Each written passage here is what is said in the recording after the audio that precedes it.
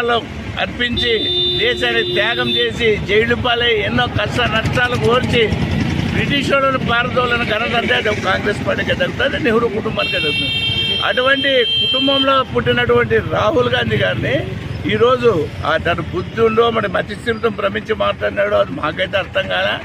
ఆయన నాలుగు పోయాలంటే 11 లక్షలు ఇస్తాడంట, ముష్టి 11 లక్షలకు ఆయన నాయక. ఎవరైనా దేశ ప్రధానికి నెహ్రూ గారికి మనవడు, ఇందిరాగాంధీ మనవడు, రాజీవ్ గాంధీకి కొడుకు, సోనియా గాంధీ గారిని త్యాగం చేసి 10 సంవత్సరాలు కాంగ్రెస్ పార్టీని వదిలి రాహుల్ గాంధీ గారు 10 పోస్టులు చేయొచ్చు. ఒకవేళ ప్రధాని ఆయన నేను వద్దు నాకు అవసరం లేదన్నా 10 మంత్రి పదవులు చేసినా కూడా ఎన్ని ముఖ్యమైన పదవులు ఉన్నా కూడా ఛేదించినాడు.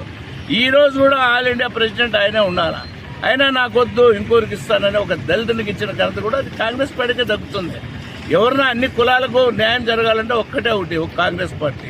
దాన్ని విస్మరించడం అంటే వీళ్ళు అనుకుంటున్నారు ఏదో ఎన్నో మీకు అన్ని తెలియదు కాదు, ఎన్ని రాజకీయాలు చేసో సీట్లో కూర్చుందంటే మాత్రం ఎవరు అర్చించలేడు. వాళ్ళు ఇంటికి వాళ్ళు చప్పట్లు కొట్టుకుంటున్నారు. అది ఏం కాదు, మేము విజృంభిస్తే కాంగ్రెస్ పార్టీ ఆల్ ఇండియా లెవెల్లో ప్రాణాలైనా అర్పిస్తాం రాహుల్ గాంధీ కుటుంబానికి. నెహ్రూ కుటుంబం అంటే ప్రాణత్యాగం చేసిన కుటుంబం, పదవులకు ఏ రోజు ఆశపడలేదు. వాళ్ళకి కావాల్సింది అభివృద్ధే, అంతకన్నా వేరే ఉండదు. కాబట్టి మేమందరం ఏకతాటి మీద రాహుల్ గాంధీ గారికి దేశవ్యాప్తంగా మద్దతు పలుకుతున్నాం. ప్రజలందరూ ఏకతాటి మీద రాహుల్ గాంధీ ప్రధాని కావాలని కోరుకుంటున్నారు.